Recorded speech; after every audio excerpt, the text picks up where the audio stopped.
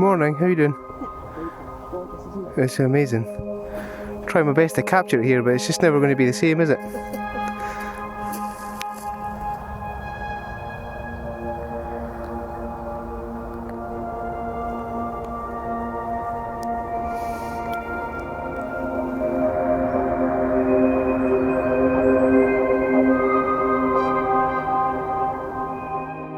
The research process is almost complete.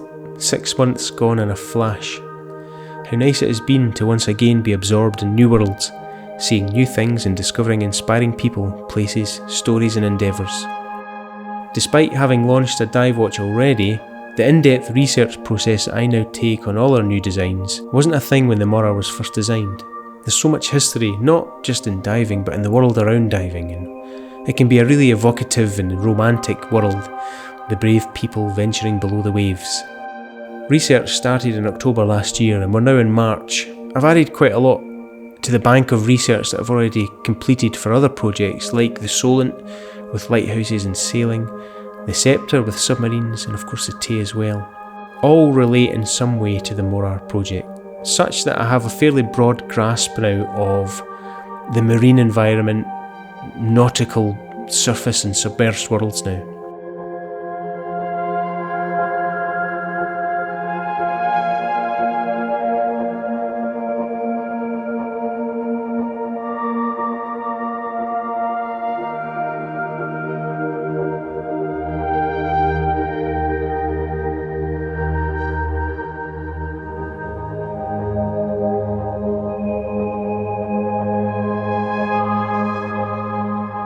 I feel like the diver side is now pretty much complete, culminating in a chat that I had with a guy called Chris Lemons last week.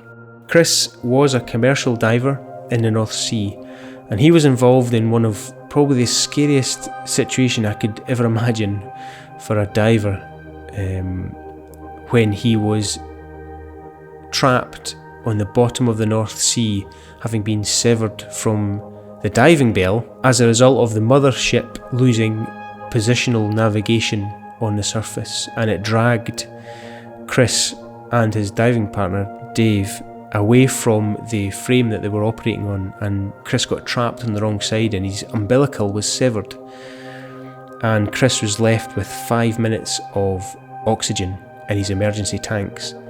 And the ship eventually got its navigational systems back online and came back to Chris half an hour later and recovered him to the diving bell, and he survived. Miraculously, nobody knows why this is a survival tale, but he survived, and it's quite incredible. What an incredible man, and I'm hoping to have a live Q&A with Chris in a couple of weeks. But in the meantime, if you fancy watching this incredible tale, you can find it on Netflix. It's called Last Breath, and it is a pretty harrowing watch, I can tell you that. There's another facet of oceaneering that I've yet to really tap into, and it's something that I'm incredibly inspired by, and it starts with Oliver's brother, Tom, who is both a paramedic and a firefighter.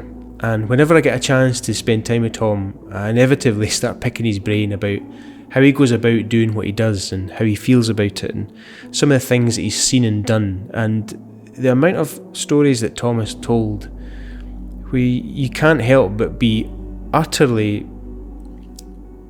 awed by the humbleness of how he does it. And much like Chris and many other people I've spoken to who are in these positions of saving other people's lives, there is an attitude of it's just my job and I do it and that's that. And I just can't get my head around this. You inevitably put yourself in these situations, and I can't ever see myself being as brave and as heroic and as humble as these people are. But Tom does what he does, and he does it brilliantly, and it leads into another area of emergency services that fascinates me and has done since I was a wee boy, and it's the search and rescue side. I think probably because as a wee boy I would go to air shows and I would always see these bright yellow search and rescue helicopters whizzing by, and it was always so inspirational. And these people head into probably one of the harshest environments to operate in for life-saving, dangling from helicopters and diving into the open ocean to recover those in distress. The conditions that these crews operate in are exactly what the Morar should be designed to withstand: aggressive, active, harsh environments.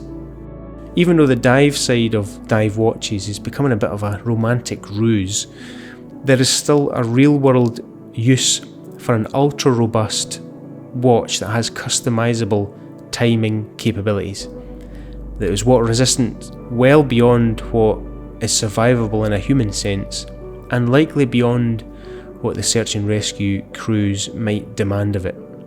As a result, I've spent quite a lot of time in this area building up a vivid picture of the SAR and how they go about doing their jobs, the equipment and tools that they use, as well as the aesthetics of it all. Different helicopters and their liveries, the uniforms and on-body equipment, and the materials and requirements of those things to withstand these environments, as well as the manual workhorses of times gone by transitioning into the new computer age and how these workhorses work now.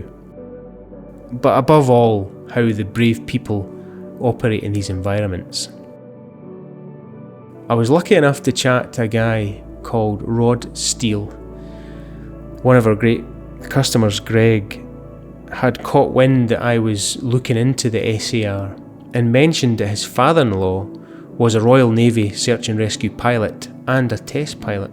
And a few weeks ago I spoke with Rod about, again, how he went about doing his job, what his job entailed, how it felt to him and what it meant to him as he was doing it, and his experiences and recollection of stories that he experienced during his duties.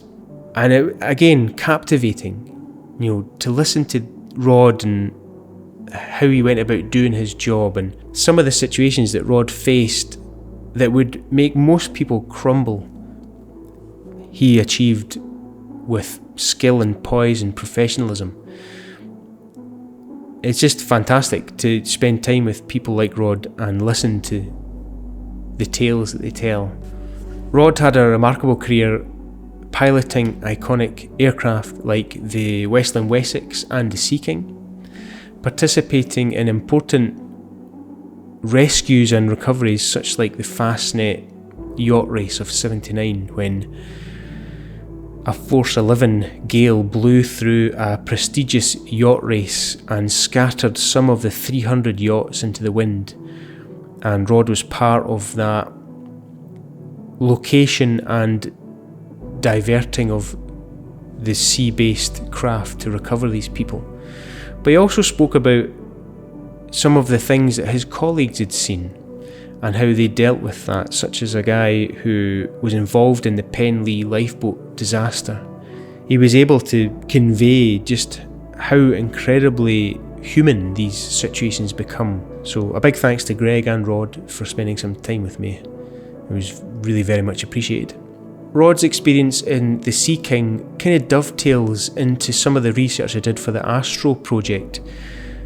When the Apollo astronauts came back to Earth and landed in the Pacific, they needed to be recovered from the ocean, and it was a helicopter called Helicopter 66 that did it. And this was a Sikorsky Sea King painted in white and grey with a gigantic 66 stenciled on the side. And it was in a lot of the iconic pictures and videos that you see now of the Apollo recoveries. And there's something really nice about that livery, the clean white and grey with the gigantic numbers stamped on the side. So I want to kind of bring that into the project as well and see if I can do something with that. So now I have a really big bank of knowledge from this research process, but also the other research phases for all the other projects, such that I can now start to form a picture of what the Morar should look like in my mind's eye, and using all of the different threads that I've uncovered, colours and textures and all these different stories from Rod and Chris and Tom to start building up the aesthetics of the Morar. I kind of know what it's going to look like roughly, but more often than not the design process leads you down various avenues that you never thought you would go. It's been a robust process, this Mora research phase, but it really does give you the tools to design something unique that inherently feels like it's part of all of these worlds.